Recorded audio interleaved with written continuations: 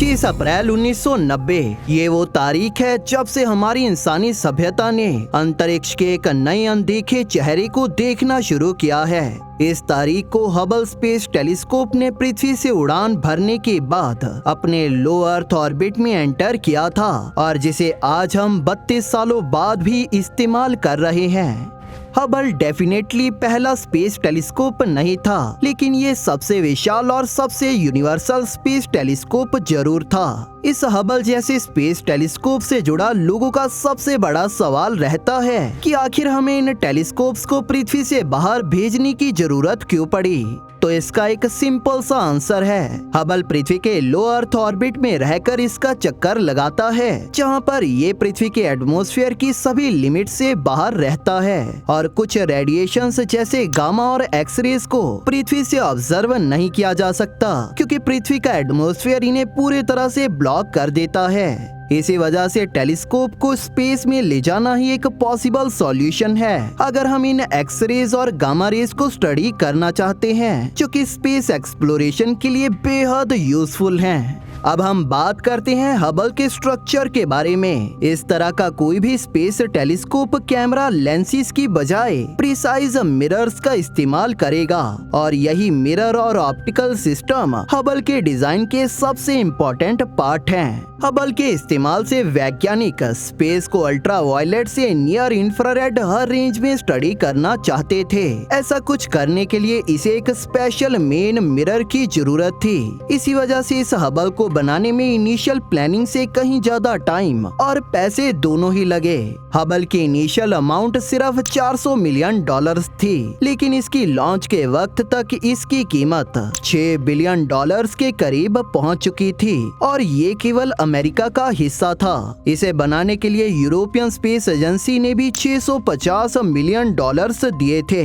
25 अप्रैल 1990 को Hubble successfully earth orbit में पहुंच चुका था, जिसे देखते हुए वैज्ञानिक काफी रिलीफ में थे। लेकिन ये रिलीफ कुछ हफ्तों तक ही चला, क्योंकि तब पता चला कि इसके इन मिरर्स में डिफेक्ट है। हबल अपनी एक्सपेक्टेड शार्पनेस तक नहीं पहुंच पाया था और इसकी सभी इमेजेस ब्लर्ड आ रही थी, जिसकी स्टडी से पता चला कि हबल का मिरर एक इर्रेगुलर शेप में शिफ्ट हो गया था और इसकी एजेस बहुत ज्यादा फ्लैट थी।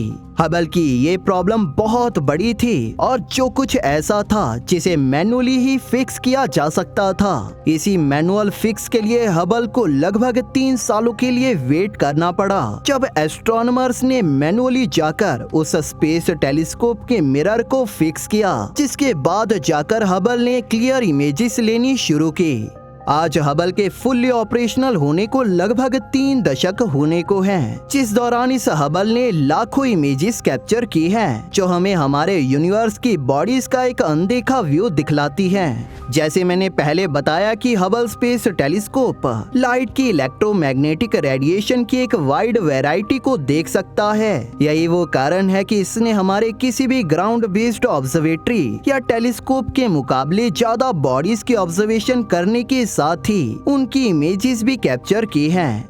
लेकिन हमारे स्पेस से जुड़ी जो सबसे खास बात है वो ये है कि ये फैल रहा है, जिस वजह से इसमें मौजूद बॉडीज भी एक दूसरे से दूर जाती जा रही हैं। यूनिवर्स के इसी फैलाव की वजह से इन बॉडी से आ रही लाइट जब स्पेस के बीच से गुजरती है तो इसकी वेवलेंथ भी स्ट्रेच हो जाती है। इसी वजह से जब तक ये लाइट हम तक पहुंचती है तो इसकी इनिशियल वेवलेंथ काफी ज्यादा खिंच जाती है, बिल्कुल एक इलास्टिक बैंड की तरह।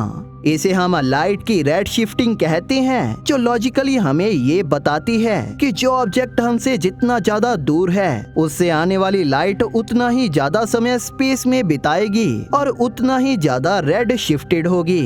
इस तरह से जब हम हबल या किसी अन्य टेलीस्कोप से कैप्चर्ड इमेज में किसी रेड शिफ्टेड ऑब्जेक्ट को देखते हैं तो वो ऑब्जेक्ट हमसे उतना ही ज्यादा दूर मौजूद होता है जितना वो रेड शिफ्टेड होता है। तो इस तरह से इस सिंपल मेथड से हमें ये पता चल पाता है कि कौन सा ऑब्जेक्ट कितना पुराना है। इस तरह से हमारे यूनिवर्स के कुछ पहली गैलेक्सीज को खोजना इस हबल स्पेस टेलीस्कोप का एक मेजर गोल भी था और अपने इस गोल को पूरा करने में हबल पूरी तरह से कामयाब भी रहा। 2016 में वैज्ञानिकों ने हबल स्पेस टेलीस्कोप की मदद से एक गैलेक्सी GNZ11 को खोजा और इसकी तस्वीर ली। ये गैलेक्सी उर्सा मेजर कॉन्स्टलेशन की दिशा में मौजूद थी और जो रेड शिफ्टेड भी थी। इसी के साथ ये गैलेक्सी हमसे 32 बिलियन लाइट ईयर्स दूर मौजूद थी। इस गैलेक्सी से जुड़ी सबसे खास बात ये है कि हम इसे उस स्टेट में आज देख सकते हैं जिसमें ये 13.4 बिलियन साल पहले मौजूद थी। अगर बात करें हमारे यूनिवर्स की तो ये महज 13.8 बिलियन साल पुराना है और जिसकी शुरुआत बिग बैंग से हुई थी। तो इस तरह से हबल की इस तस्वीर में हम इस गैलेक्सी को यूनिवर्स के बनने के महज 400 मिलियन साल बाद की स्टेट में देख सकते हैं। अब सोचिए कि ये कितना अमेजिंग है। वैज्ञानिकों का हबल द्वारा कैप्चर्ड इस गैलेक्सी GNZ11 के बारे में कहना है कि ये इमेज यूनिवर्स की डार्क एज के अंत की होगी। आसान शब्दों में कहें तो इस गैलेक्सी से आई लाइट इतनी पुरानी थी कि जब इसे इस इमेज में कैप्चर किया गया तो ये हमारे यूनिवर्स के पास्ट की एक ऐसी तस्वीर बन गई जो कि पहले सितारों के जन्म के स्टेज के जितनी पुराने समय की होगी। यानी कि ये तस्वीर यूनिवर्स में सब चीजों के शुरुआती समय की है जब यूनिवर्स में लाइट के रेयर सोर्स ही थे।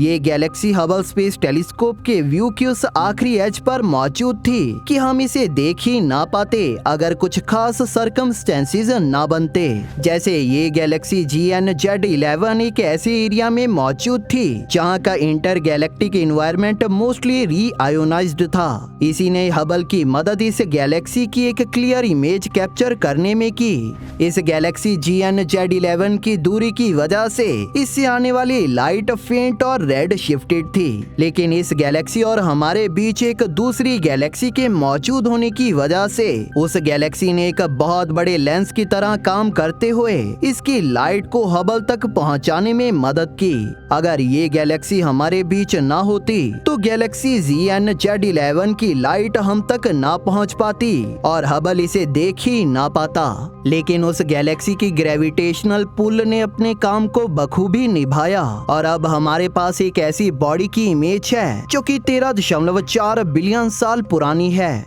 हालांकि इस गैलेक्सी GNZ11 की इस तस्वीर को ब्रह्मांड की सबसे पुरानी तस्वीर माना जाता है, लेकिन इस जैसी कुछ और भी तस्वीरें हैं जिनमें कैप्चर्ड बॉडीज बिलियन साल पुरानी हैं। एग्जाम्पल के लिए यूनिवर्स की सबसे पुरानी बॉडी की previous record holder Galaxy EGSY 8P7 जो कि कैमेलोपार्डालिस कॉन्स्टलेशन में मौजूद है। इस गैलेक्सी से आने वाली लाइट को इसकी लोकेशन से पृथ्वी तक पहुंचने में 13.2 बिलियन साल लगे। इस जैसी एक और गैलेक्सी A2774 YD4 की तस्वीर हबल के द्वारा यूनिवर्स के बनने के महज 600 मिलियन साल बाद यानी 13.2 बिलियन साल पुरानी गैलेक्सी की इमेज कैप्चर की गई।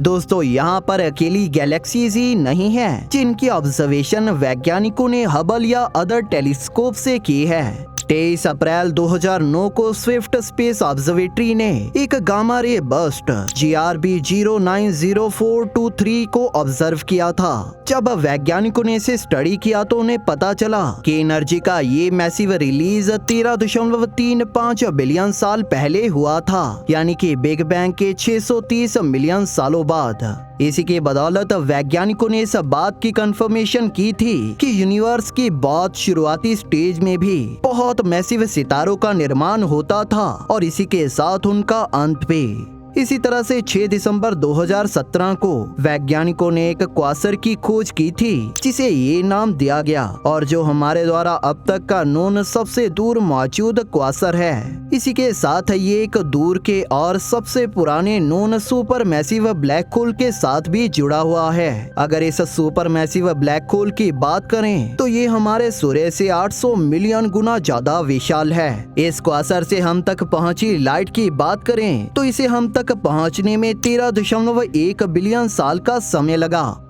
ये सभी तो उन बॉडीज में से कुछ खास हैं जिन्हें अभी तक खोजा गया है और जो हमारे यूनिवर्स की कुछ सबसे पुरानी बॉडीज में से एक हैं। हबल ने हमें ऐसी कई बॉडीज खोज कर दी हैं जिनकी एज हमारे यूनिवर्स से महज कुछ ही साल कम है, लेकिन अब हबल स्पेस टेलीस्कोप रिटायर होने की तैयारी में है और हबल का successor James Webb space telescope भी अंतरिक्ष में पहुंच चुका है, जो कि जल्द ही ऑपरेशनल होने वाला है। इस जेम्स वेब स्पेस टेलीस्कोप को इंफ्रारेड लाइट को देखने के लिए ही डिजाइन किया गया है। अब देखना है कि ये हमें यूनिवर्स के किन किन रहस्यों का जवाब देता है और कौन से नए रहस्यों को खोजता है। 13.4 बिलियन साल पुरानी इमेज के बारे में आपका क्या कहना है, हमें नीचे कमेंट सेक्शन में जरूर बताइए। अगर आपको ये वीडियो पसंद आई तो इसे लाइक और शेयर जरूर करें और इसी तरह की और वीडियोस देखने के लिए हमारे चैनल को सब्सक्राइब कर लें। बेल नोटिफिकेशन ऑन करना ना भूलें ताकि नई वीडियोस की नोटिफिकेशन आपको अपलोड होते ही मिल जाए। थैंक यू फॉर वॉचिंग दोस्तों, इस वीडियो को अंत तक देखने के लिए आप सभी का धन्यवाद।